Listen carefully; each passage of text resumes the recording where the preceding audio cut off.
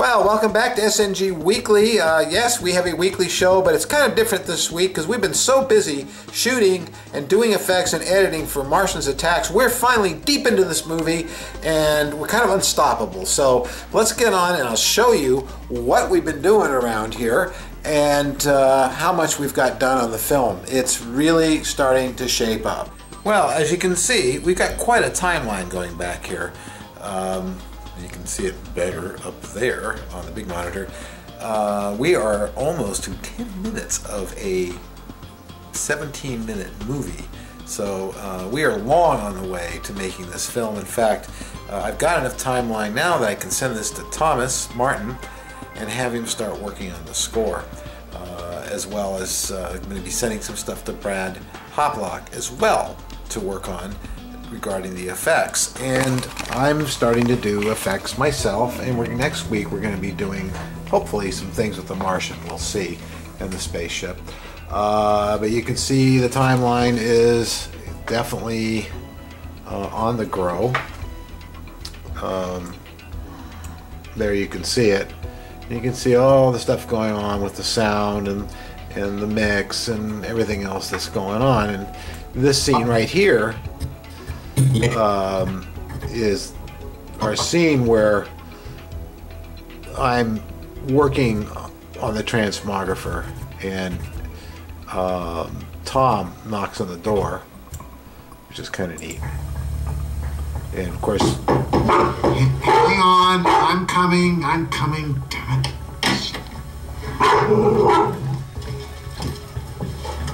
Hey Tom, come on. And there's Model Man Tom right on cue, and of course we come in here and we talk a bit. We're looking at all this stuff, and oh, Bill, you'll like this part. Yeah, no. There we go. Say, you didn't have to bring some hot dogs, did you? No. And of course we walk over.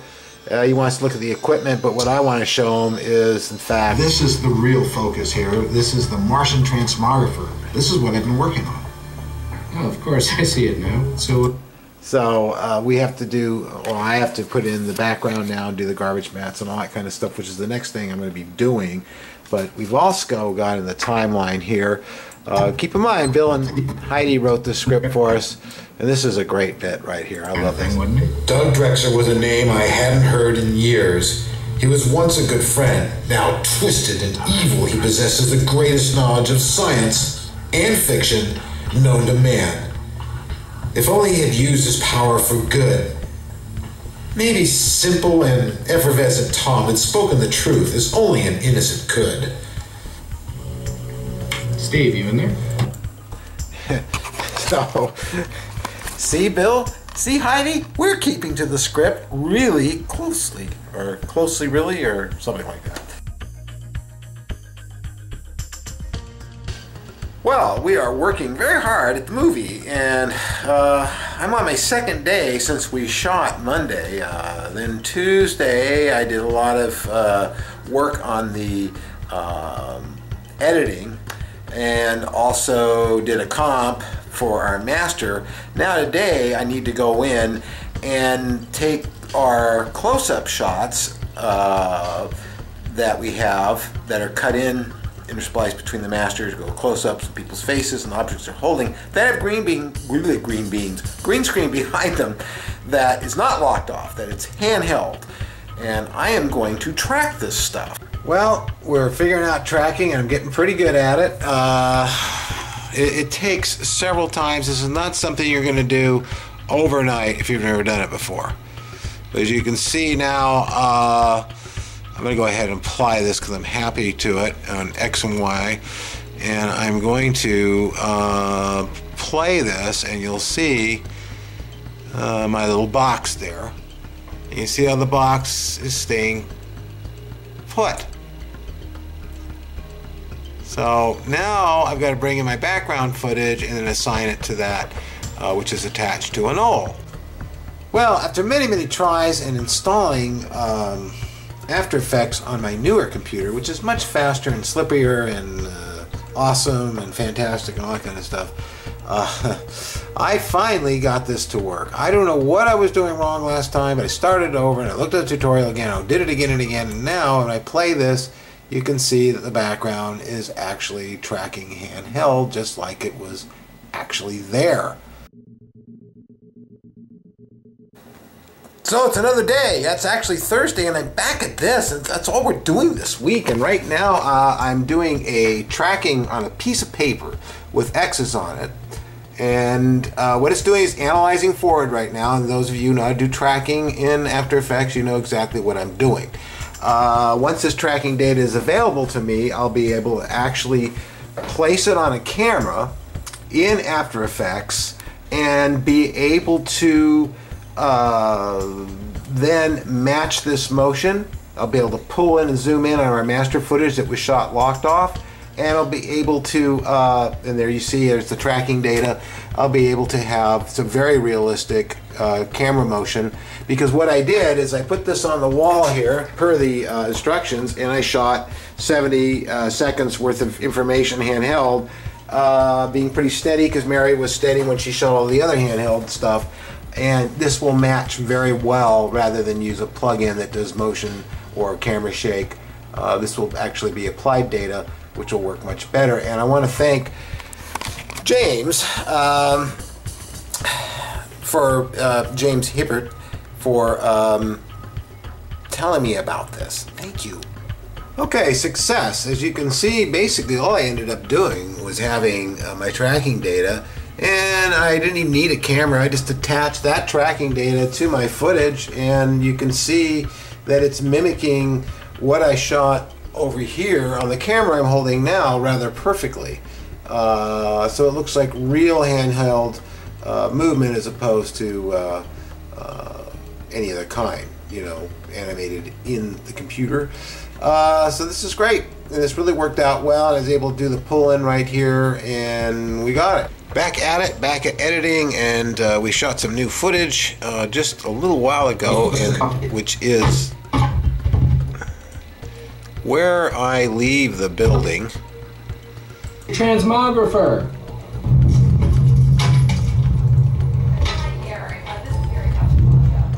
You see, I run out to the car. My Z.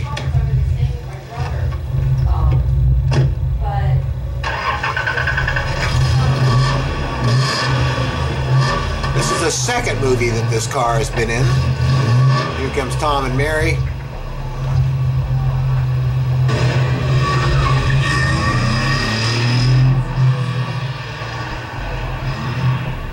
You think he'll find that part? Yeah, sure, he always does. So what I'm doing right now is I'm putting in the effect shots, and you remember this? Wow. I showed you a little bit of this. Spaceship, or is it a two-man submarine or Nothing something? that big this time, but it is something. Say, you didn't have to bring some hot dogs, did you? No, was I supposed to? Take a look at this. Yeah. What is all And here we've got our camera movement and a static shot now, and we've even got some of the Of course, I see it now. got the close-ups in, but also back to the master again. I've got this one to do still, and we cut back to this one. This one's been tracked in, and back to that again. So it's boy, it's a real brain salad surgery, but it's coming out really, really good. I'm really, really pleased. I'm going to do some more if that's okay with you.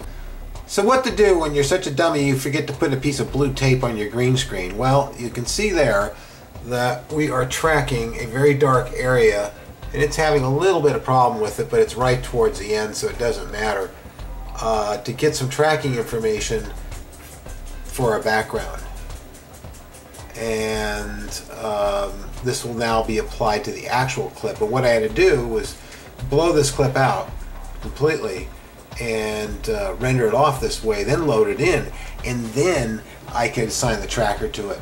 Well, as it turns out, I have to go back and shoot 3 shots. Luckily, they're just against green screen and just Tom and just me for close-ups, because they would not track using the high contrast. Only one of them did, and it did pretty well but it's going to be easy enough. I went ahead and composited them, dropped them into the timeline so that we can see what they look like, and the composites are good. It's a simple matter to go back and when Tom's up here next time and shoot those 3 shots and have with the tracker tape on the green screen, and everything will be easily fixed. So boy, this has been a long week. There's going to be a bit more tomorrow, but you'll see that next week. Sorry that we're not doing our main show, really, because there's just so much going on with making the movie. Plus we're having meetings with Larry Cohen about his movie that SNG will be involved in, assuming we get crowdfunded, and I hope that we will. So, Scott, Mark, he asked what I did in the Undiscovered Country, you know, and how many Klingon appliances I actually sculpted. Well, quite a few, and the only one that I really remember for sure that I can see in the movie that's mine is the one that was reminiscent of the first Fred Phillips, Gene Roddenberry version of the Klingons in the first movie. And yes, every movie, every makeup artist that was hired or shot to do the Klingons put their own spin on it, which I disagree with. You know, if you're going to do Leonard's ears, they should look like they did in the first TV show. They shouldn't get shorter, taller, fatter, squatter because you think that's how they should look. You should stick to the continuity of the series and of the show. Likewise with the Klingons, they've got further and further out there and different and changed, and although there was a nice look, it's not what we originally had, and I really think that that should have been stuck to. That's just my own personal opinion. And of course, Scott, if you ever get out this way, we'd love to have you here for a while if you want to help. The show that you spoke of, that you lobbied so hard, was a reality show that one of the larger production companies in town was interested in doing, but they simply couldn't sell either Sci-Fi Channel, History Channel, Science Channel, although they got close to making the actual show. They had their various reasons. I won't go into it. So, thank you very much for your question. Okay, so we have over 10 minutes of movie, and Thomas Martin, Tommy who builds beautiful, beautiful Nautilus models, is one heck of a composer, and if you have heard a little bit of the opening theme for Martians Attack SNG, he's doing an entire score for us, so I will be sending you a rough of this for you to start scoring to, because we have half the movie now, so it's time to do that. This is as far as I can get today. We got a pretty complex timeline, as you can see. It's nice and long, lots of things going on. And you know, we got these shots done today, which is great, and got all these in, so all the green screen has been replaced now, and so there's no more you can see the lab background here. I'll get a little closer, and it really does key pretty well, and the movement is nice on it. You got really nice composites. That's just it, and it's not from any. you know, the tracking is really good. It's really quite nice. So I am very pleased with all that. So that's going to do it from us, from SNG, for this week. Sorry about the sort of convoluted and all-over-the-map show regarding the making of Martians Attack SNG, but we are deep in the movie right now, and this is going to go on for a while, because next week I got to shoot a montage of the device being put together, then I got to start finishing up the Martian and the spaceship to do effect shots with those. So that'll give us back to making more models and stuff like that. So you guys have a great weekend, and we will see you on Monday. And please don't forget about our donation button for the Enterprise build on our website, as well as our donation support button. Much like PBS, we are very nonprofit these days, and we're relying solely on contributions and support from all of you out there to keep this program going and to keep Mars Attacks, I'm tired, to keep SNG and its doors wide open. So thanks so much for doing that, and we'll see you soon.